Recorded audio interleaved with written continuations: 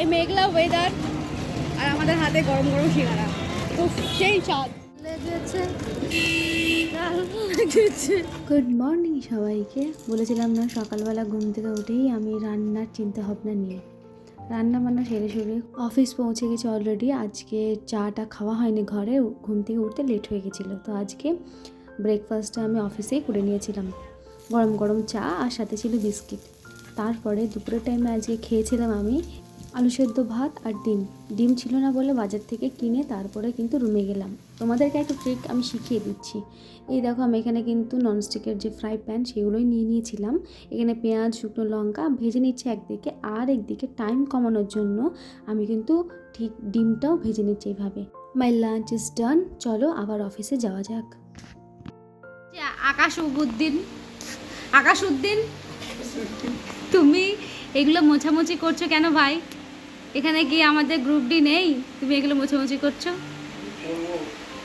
না, অবশ্য ভালো যে নিজের কাজ নিজে করে নেওয়াটাই সব থেকে বেশি ভালো, তাই না? অত গোছানো ছেলে। আর আমি তো নিজের ড্রেসকে বসেই রোজই গুছিয়ে নিই, তো আমাকে আলাদা করে আর কিছু গোছাতে হয় না, বুঝলে? যদি অন্য দিনগুলোতে রোজ রোজ করে একটু একটু করে গুছিয়ে রাখতে, তাহলে একদিন এরকম করে এতটা গুছাতে হতো না।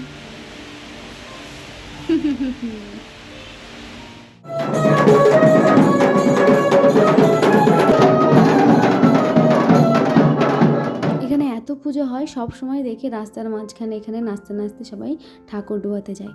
তারপরে বিকেলে চলে গেছিলাম আমি আর দিদি এই যে একটা সুন্দর মনোরম একটা আবহাওয়া উপভোগ করতে। সারাদিন অফিসে কাটানোর পর একটু রিলিফ পেতে আমরা কিন্তু প্রায় দিনই এখানে চলে আসি।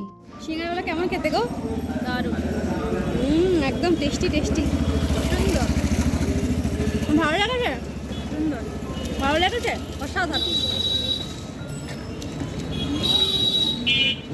এই মেঘলা ওয়েদার আর আমাদের হাতে গরম গরম সিঙ্গারা, তো সেই স্বাদ, প্রচুর